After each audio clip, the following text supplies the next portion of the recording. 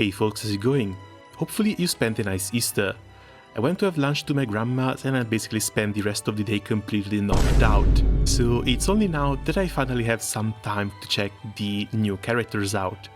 Yukata Deail and Yukata Elmot. Honestly, it's a little bit surprising that they came out with Dark and Fire element, same as last year, Yukata Ilsa, Yukata Neza, but just like last year, if you weren't here, these two characters are going to be haunting our roles at the end of August, because they've done a special rate up for summer units, and I sparked there. I don't think I'll ever forget that spark. Now, what Segame does with these special campaigns is that they try to one-up what they've done the year before. Last year we had 120 time-limited tickets, as well as a pretty insane rate up for summer units. This led to some very strange spark results. For me, last year, that spark ended up with 6 Ilsas, 5 Summer Cereals, 3 Tira Summons, and 3 Yukata Vampi. So with a little bit of patience, I'm pretty sure these two characters will join everyone's rosters at the end of August. Still, it's a little bit of time until we get there, and let's check out what they actually do. First, Fille, a dark healer.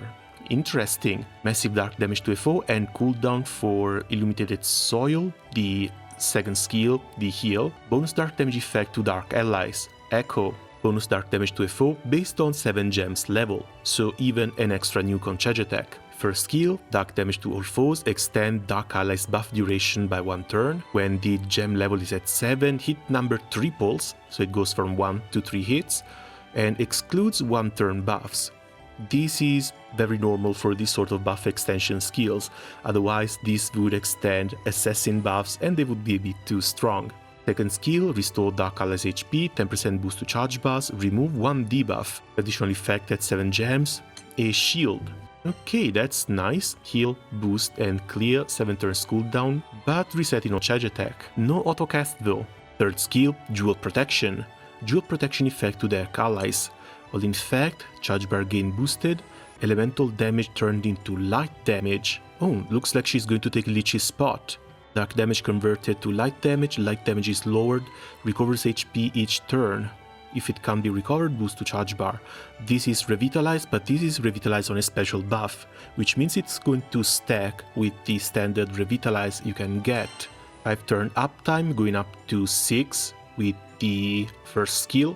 12 turns cooldown going down to 11 with levels going down to 10 with Yatima.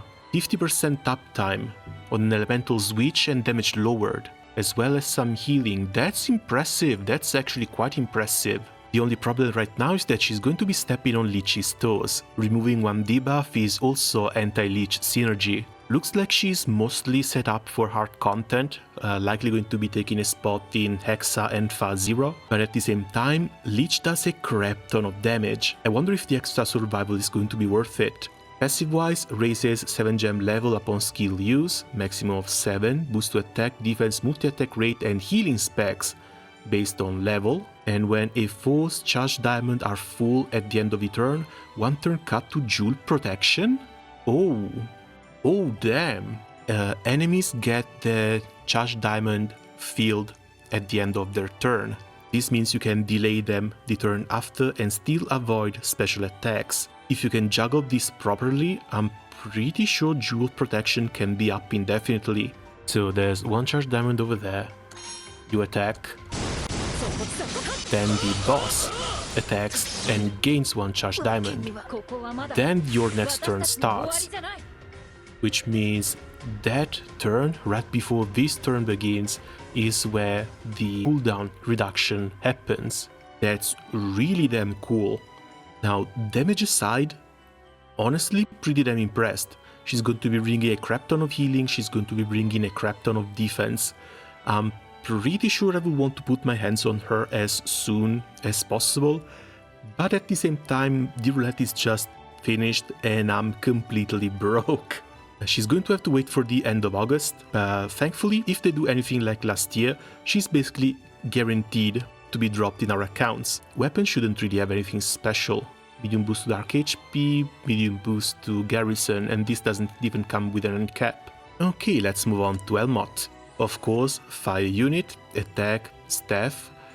Massive fire damage to a foe, raises sync level by 1, maximum of 10, delay on charge attack. Not that bad. First skill, 5 hit damage to a foe, Hellfire Crest to caster.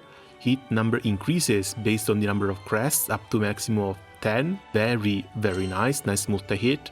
8 turns cooldown is a little bit long though. Second skill, 5 damage to all foes, raises sync level by 1. Stackable hit to multi-attack rate, that's pretty nice against some of the late stage bosses who like to multi-attack. When a foe's synced is 5 or more, activates twice. So once the enemy gets to 5 synced, this is going to help raise the stacks up to 10 a little bit faster. Third skill, Wildfire Wheel. Wildfire Wheel effect to fire allies can only be used when 5 Hellfire Crests are granted. Boost to triple attack for 5 turns. Attack made with elemental superiority deal boosted damage, that's nice. Fire damage to a foe after normal attacks. Passive-wise, Auspicious Blaze activates once during each turn a foe uses a special attack. That's the first skill, so that's 3 crests and 3 nukes. When normal attacking a foe whose sync level is 7 or above, 3 hit fire damage to a foe, boost to all allies skill specs stackable. This is really nice. Still, needing high sync level, needing high crests, means he's a bit more suited for mid to long term fights, and he looks to be mostly just a damage dealer. Damage dealer with a little bit of buffs in here. Is going to be benefiting a lot from a ton of supplemental damage, but I'm not really sure what to make of him. The only bring of utility he brings is this delay on charge attack, but everything in his kit doesn't really scream charge attack. Everything else just screams make me normal attack and put me in a team with characters who do more normal attacks. This one especially would be really nice with Percival skill 3. But yeah, it looks like a bit more of a middle of the road unit.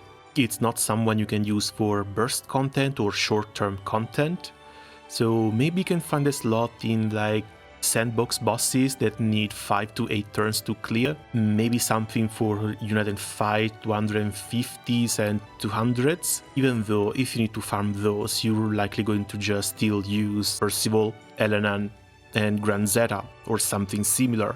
Auspicious Blades activating once when a foe uses a special attack means this might help a little bit when it comes to farming, OTK, Nightmare 90s, maybe 95s, but other than that, yeah, no, everything else screams turn 5 onward.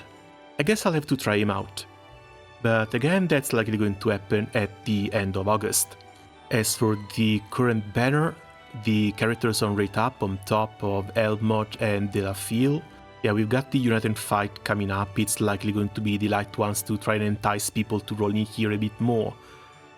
Gran Cagliostro on rate up, Luo on rate up. Damn, not even Sandalphon. So, looks like Fille is the clear winner here. Very nice defensive unit, compared to an Elmott who looks to be a little bit more of a middle of the road unit. Still, once again, both of these will be haunting our rolls at the end of August, and I think I would rather just wait for that date to come instead of spending rolls on this banner. And with that, I guess we're done here. As always, thanks a lot for watching, let me know what you think about the new units down in the comments, and see you around soon. Ciao!